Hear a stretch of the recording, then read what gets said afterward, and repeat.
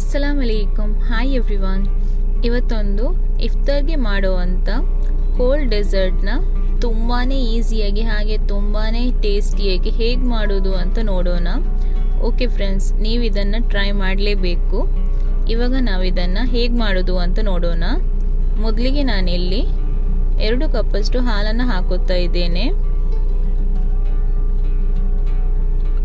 2 cup ಅಂದ್ರೆ ಅರ್ಧ litre ಹಾಲು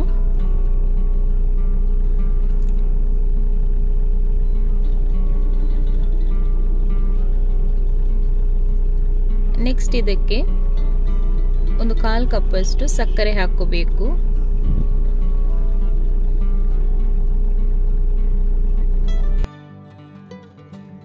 ಕಾಲ್ ಕಪ್ ಅಷ್ಟು ಕಸ್ಟರ್ಡ್ ಪೌಡರ್ ಇದನ್ನ ಚೆನ್ನಾಗಿ ಮಿಕ್ಸ್ ಮಾಡಬೇಕು ಈ ಕಸ್ಟರ್ಡ್ ಪೌಡರ್ ಕರಗೋ ತನಕ ಚೆನ್ನಾಗಿ ಮಿಕ್ಸ್ ಮಾಡಿ ಫ್ರೆಂಡ್ಸ್ ಇದು ತುಂಬಾನೇ ಟೇಸ್ಟಿಯಾಗಿದೆ ನೀವು ಇದನ್ನ ಟ್ರೈ ಮಾಡಲೇಬೇಕು ಹಾಗೆ ಎಲ್ಲರೂ ಈ ವಿಡಿಯೋನ ಸ್ಕಿಪ್ ಮಾಡದೆ ಕೊನೆ ತನಕ ನೋಡಿ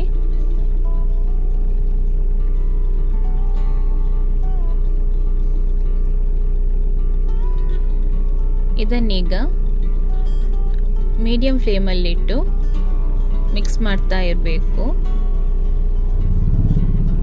ಇದೇ ರೀತಿಯಾಗಿ ಮಿಕ್ಸ್ ಮಾಡ್ತಾ ಇರಿ ಇಲ್ಲ ಅಂದ್ರೆ ತಳ ಹಿಡಿಯುತ್ತೆ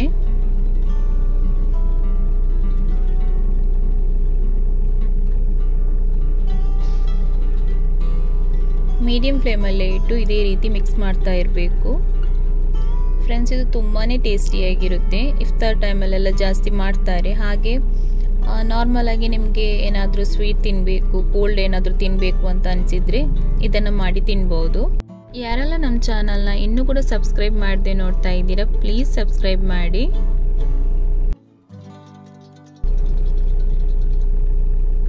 ನೋಡಿ ಇದೀಗ ತಿಕ್ಕಾಗಿದೆ ಇಷ್ಟಾದರೆ ಸಾಕು ಈಗ ಫ್ಲೇಮ್ನ ಆಫ್ ಮಾಡಿ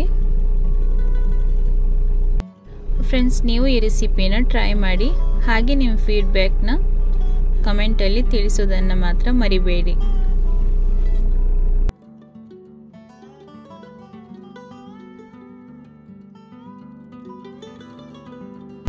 ಇವಾಗ ಇದನ್ನು ಒಂದು ಗ್ಲಾಸ್ಗೆ ಹಾಕೋಬೇಕು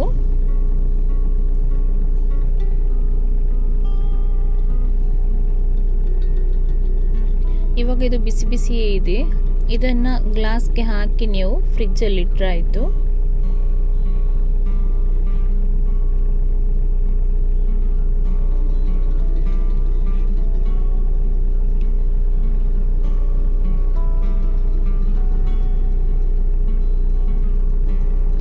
ಇವಾಗ ಇದನ್ನು ಒಂದು 10 ಮಿನಿಟ್ಸ್ ಆದರೂ ಫ್ರಿಡ್ಜ್ ಅಲ್ಲಿ ಇಡಿ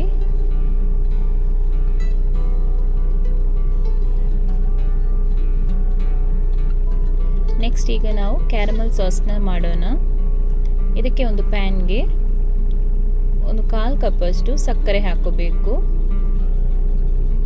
ನೋಡಿ ನಾನು ಸೇಮ್ ಕಪ್ ತಗೊಂಡಿದ್ದೇನೆ ನೀವು ಅದೇ ರೀತಿಯಾಗಿ ಯಾವುದಾದ್ರೂ ನಿಮ್ಮ ಮನೆಯಲ್ಲಿ ಸಿಗುವಂಥ ಕಪ್ನ ಯೂಸ್ ಮಾಡ್ಬೋದು ಹಾಗೆ ಇದಕ್ಕೆ 1 ಟೇಬಲ್ ಸ್ಪೂನ್ ಅಷ್ಟು ನೀರನ್ನು ಹಾಕಿದ್ದೇನೆ 1 ಟೇಬಲ್ ಸ್ಪೂನ್ ಅಷ್ಟೇ ಇವಾಗ ಇದನ್ನು ಲೋ ಫ್ಲೇಮಲ್ಲೇ ಇಟ್ಟು ಇದನ್ನು ಮೆಲ್ಟ್ ಮಾಡ್ಕೋಬೇಕು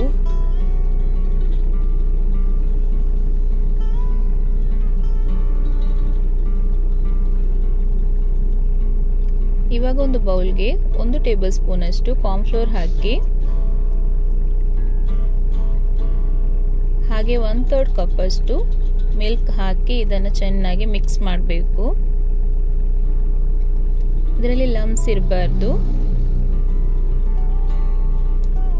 ಕರೆಕ್ಟಾಗಿ ಮಿಕ್ಸ್ ಮಾಡಿ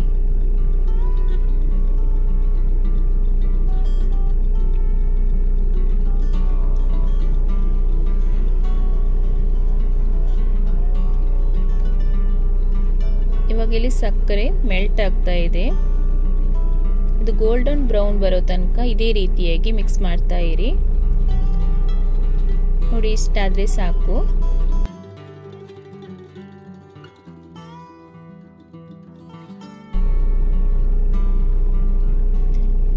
ಲೋ ಫ್ಲೇಮಲ್ಲಿಟ್ಟು ಇವಾಗ ಇದಕ್ಕೆ ಕಾರ್ನ್ಫ್ಲೋರ್ ಮಿಕ್ಸ್ಚರ್ನ ಹಾಕಿ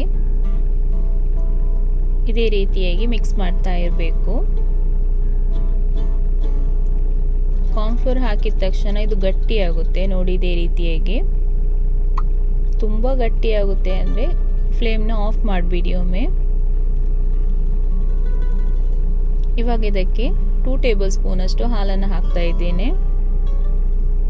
ನೀವು ನೀರು ಬೇಕಂದ್ರೆ ನೀರು ಕೂಡ ಹಾಕೋಬಹುದು. ಇದನ್ನು ಚೆನ್ನಾಗಿ ಮಿಕ್ಸ್ ಮಾಡಿ.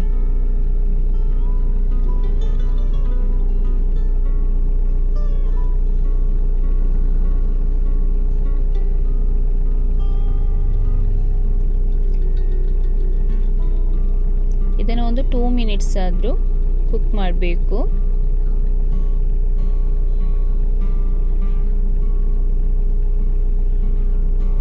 ಇವಾಗ ಇಲ್ಲಿ ಸಾಸ್ ರೆಡಿಯಾಗಿದೆ. ಈಗ ಫ್ಲೇಮ್ನ ಆಫ್ ಮಾಡಿ. ಕ್ಯಾರಮೆಲ್ ಸಾಸ್ ರೆಡಿಯಾಗಿದೆ. ಇವಾಗ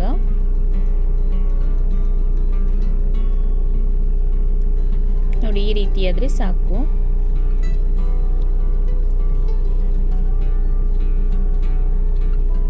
ತುಂಬಾನೇ ಟೇಸ್ಟಿಯಾಗಿರುತ್ತೆ.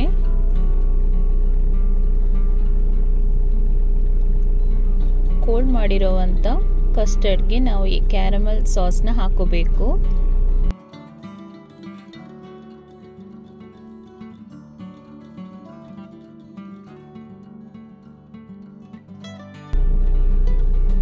ನೋಡಿ ಇದೇ ರೀತಿಯಾಗಿ ಹಾಕಿ.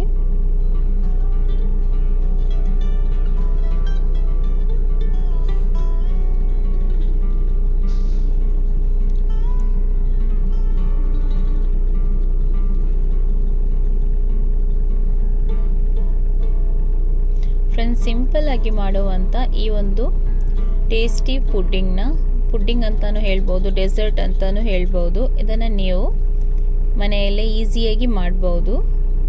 ಹಾಗೆ ತುಂಬಾ ಟೇಸ್ಟಿಯಾಗಿರುತ್ತೆ. ಕ್ಯಾರಮೆಲ್ ಸಾಸ್ನ ಈ ರೀತಿಯಾಗಿ ಹಾಕಿ ಈ ರೀತಿ ಫುಲ್ ಸ್ಪ್ರೆಡ್ ಮಾಡಿ.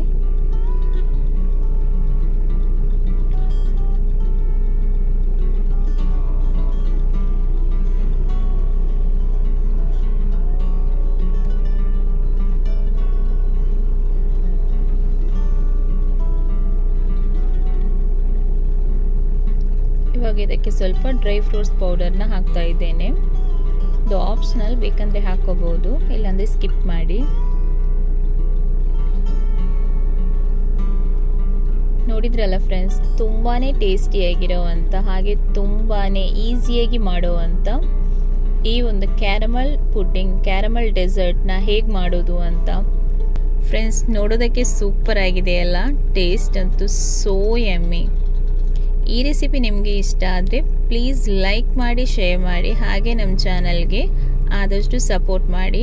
ನಿಮ್ಮ ಫ್ಯಾಮಿಲಿ ಫ್ರೆಂಡ್ಸ್ ಎಲ್ರಿಗೂ ಶೇರ್ ಮಾಡ್ತಾ ಸಪೋರ್ಟ್ ಮಾಡ್ತಾ ಇರಿ. Thanks for watching. ಹಾಗೆ ಸಬ್ಸ್ಕ್ರೈಬ್ ಮಾಡೋದಕ್ಕೆ ಮರಿಬೇಡಿ, ಓಕೆನಾ?